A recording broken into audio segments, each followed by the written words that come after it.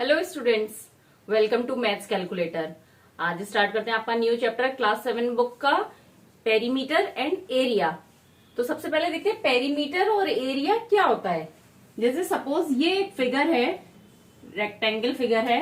अब इसमें पेरीमीटर क्या होगा, ये जितनी भी साइड्स है इन सब की अब जितनी लेंथ है उनका एडिशन क्या हो गया हमारा पेरीमीटर। जैसे सपोज ये 2 है, ये 1, ये 2, ये 1, तो पेरीमीटर हो गई हमारी 2 + 1 + 2 + 1 = 6।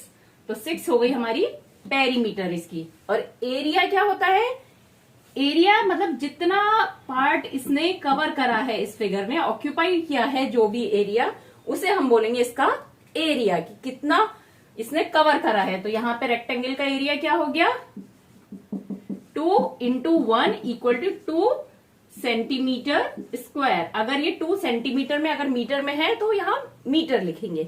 तो ये हो गया एरिया और पेरीमीटर। अब इस चैप्टर में सबसे फर्स्ट टॉपिक आपका क्या आता है, पैरेललोग्राम। पैरेललोग्राम क्या होता है, सबसे पहले ये समझिए, जिसकी दोनों साइड्स, चारों साइड्स आपस में पैरेलल हों। ये दोनों साइड्स पैरेलल हैं और ये वाली साइड पैरेलल है और इक्वल होगी। तो ये इसके पैरेलल और इक्वल है। जैसे ए बी सी डी है तो ए बी सी डी के पैरेलल है और डी ए सी बी के पैरेलल है। अब यहाँ पे इसका एरिया हम देखते, पेरीमीटर तो हमें बताने की जरूरत है ही नहीं। A B + B C + C D + D A हो गई पेरीमीटर। अब यहाँ पे एरिया, तो एरिया ऑफ पैरेललोग्राम का क्या फॉर्मूला होता है, एरिया = बेस इंटू हाइट। तो यहाँ पे बेस क्या हो गया, ए बी, ये हो गया हमारा बेस ए बी। अब इसमें देखने वाली बात है हाइट, यानी कि एच जो है हमारा वो सी बी नहीं होगा। ये वाली जो स्लांट साइड है ये नहीं होगा। क्या होगा, जो भी हमने बेस लिया है इसके अपोजिट, मतलब सामने वाले वर्टेक्स से नीचे अगर हम एक परपेंडिकुलर लाइन ड्रॉ करते हैं, स्ट्रेट लाइन जो कि यहाँ पे 90 का एंगल बना रही है, मतलब डी ई सपोज, तो ये जो डी ई लाइन है वो किस पे परपेंडिकुलर है, बेस पे। जो हमने बेस लिया है ए बी उस पे परपेंडिकुलर है। तो यहाँ पे हाइट हो गई डीई टू डी ई। अगर आपने यहाँ पे कर दिया A B into B C तो ये रॉन्ग हो जाएगा। एरिया हमेशा होगा बेस इंटू हाइट, और हाइट भी वही लेंगे जो बेस पे परपेंडिकुलर लाइन होगी। मतलब ऐसे नहीं करेंगे कि यहां से हम इधर एक परपेंडिकुलर लाइन ड्रॉ कर लें, ये वाली नहीं। जैसे सपोज आपने इसको बेस बना, इस पे यहां एक परपेंडिकुलर लाइन ड्रॉ करी है एफ सपोज, तो आप ऐसे नहीं करेंगे। बेस तो ए बी लिया है और हाइट डी एफ ले लें। हाइट डी एफ कब लेंगे, जब बेस सी बी लेंगे। तो यहाँ पे एरिया क्या है, ये भी हो सकता है, बेस हमने लिया सी बी, तो सी बी अगर बेस ले रहे हैं तो सी बी अगर बेस है तो उसकी हाइट कितनी हो गई, डी एफ।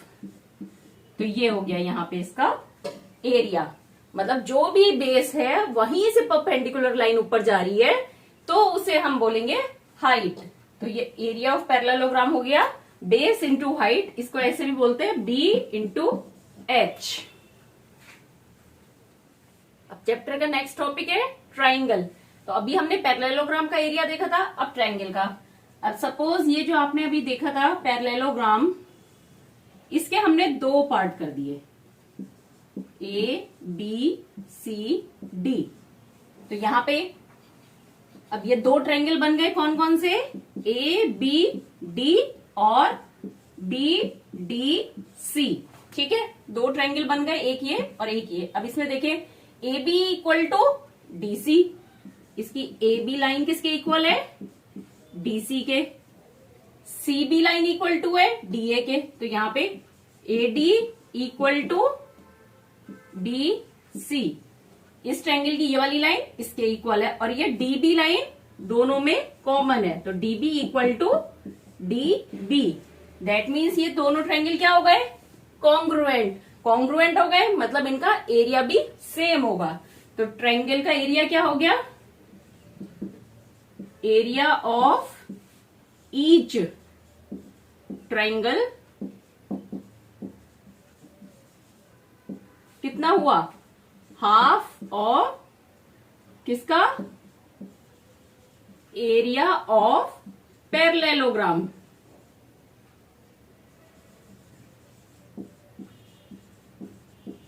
अब यहां पे पैरेललोग्राम का एरिया क्या होता है, बेस इंटू हाइट, मतलब half into base into height किसका एरिया हो गया, ट्राइंगल का एरिया।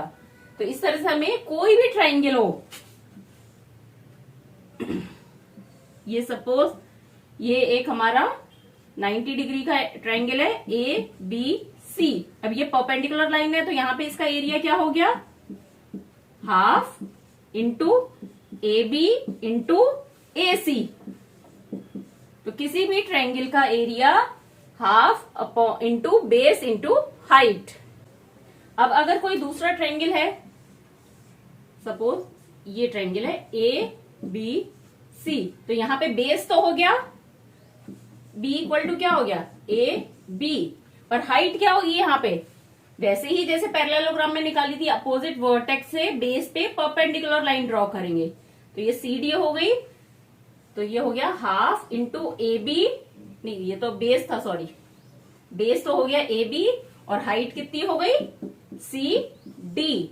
तो इसका एरिया क्या हो गया, half into A B into C D.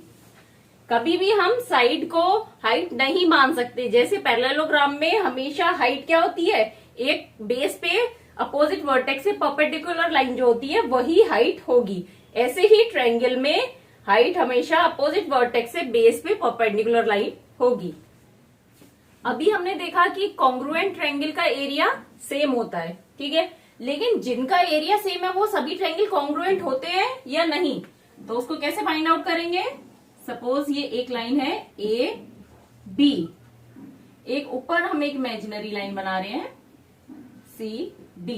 देखिए अब यहां पे एक हमने पॉइंट लिया है, ये इसके पैरेलल है, ए बी लाइन है पैरेलल सी डी के। ये मैंने क्यों बनाई अभी बताती हूँ आपको। यहां पे हमने एक पॉइंट लिया ई, एक पॉइंट लिया एफ, एक पॉइंट लिया जी, ठीक है, ये 3 पॉइंट लिए। अब ई से हमने एक ट्रायंगल बनाया, ये ए पे एक ट्रायंगल ए ई बी, एक बनाया ए एफ बी, एक बनाया ए जी बी। अब इन 3 ट्रायंगल ए बी ई और ट्रायंगल इधर लिखते हैं नीचे, ट्रायंगल ए बी एफ और ट्रायंगल ए बी जी, ठीक है, 3 ट्रायंगल बने। अब इनका एरिया क्या होगा,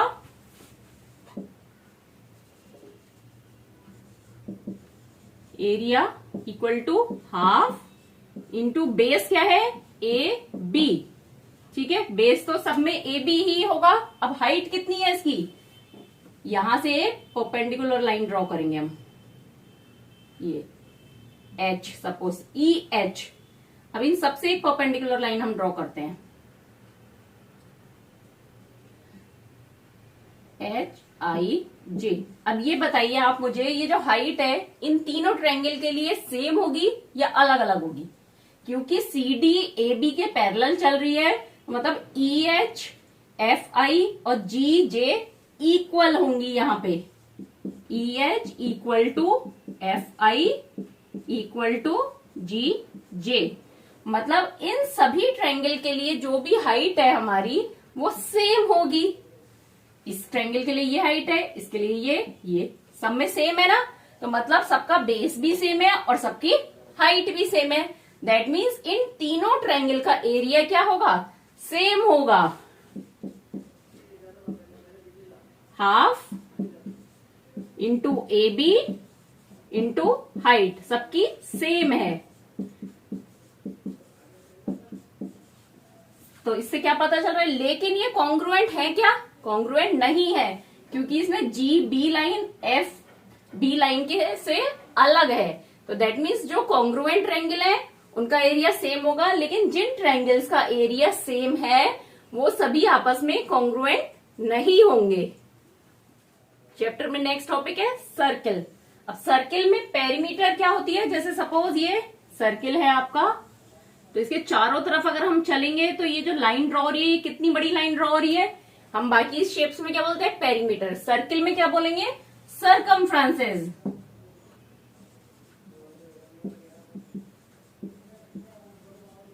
सरकमफ्रेंस, ठीक है। तो इसका फॉर्मूला क्या होता है सर्किल में, आपको पता है, एक मिड पॉइंट होता है। मिड पॉइंट से इस सरकमफ्रेंस की दूरी को क्या बोलते हैं, आर, रेडियस बोलते हैं। तो सरकमफ्रेंस होती है हमारी 2 पाई are.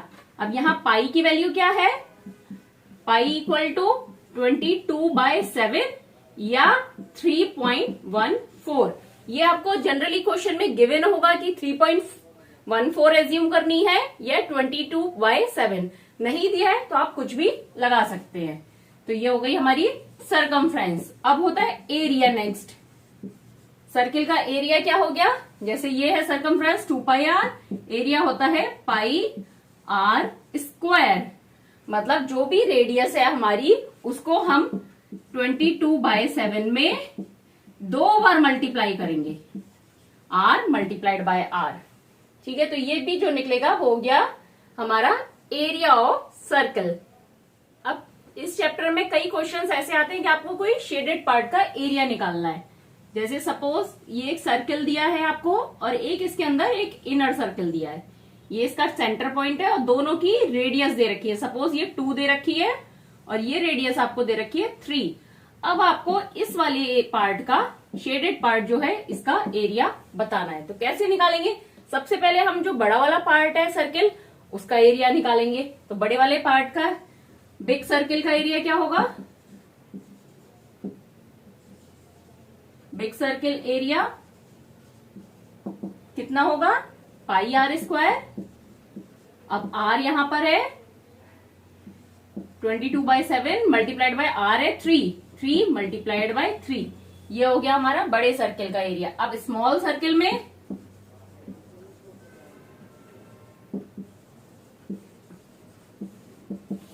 22/7 multiplied by 2 multiplied by 2, क्योंकि स्मॉल सर्किल की रेडियस है 2, तो हमने इसका एरिया निकाल लिया। अब हमें शेडेड पार्ट का निकालना है, तो क्या करेंगे, इस वाले एरिया में से ये वाला माइनस कर देंगे, तभी तो हमारे को शेडेड पार्ट का एरिया मिलेगा।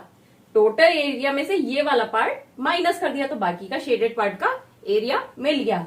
इसी तरह से अगर रेक्टेंगल दिया है और सपोज इसमें ये 2 स्क्वायर दे रखे हैं आपको और बाकी शेडेड पार्ट है उसका एरिया पूछा है, तो ये मान लीजिए 4 दिया है, ये 3 दिया है, तो आप इसका रेक्टेंगल का एरिया निकाल लीजिए टोटल, और उसमें से क्या माइनस करना है, ये सपोज 1 सेंटीमीटर के स्क्वायर है, तो ये दोनों स्क्वायर्स का एरिया निकालेंगे और इसमें से माइनस कर देंगे। जैसे रेक्टेंगल का एरिया क्या हो गया, 4 3 12 माइनस स्क्वायर 1 सेंटीमीटर का है तो एरिया क्या होगा, 1 माइनस 1, दैट इज 10। तो शेडेड पार्ट का एरिया हो गया 10 सेंटीमीटर स्क्वायर।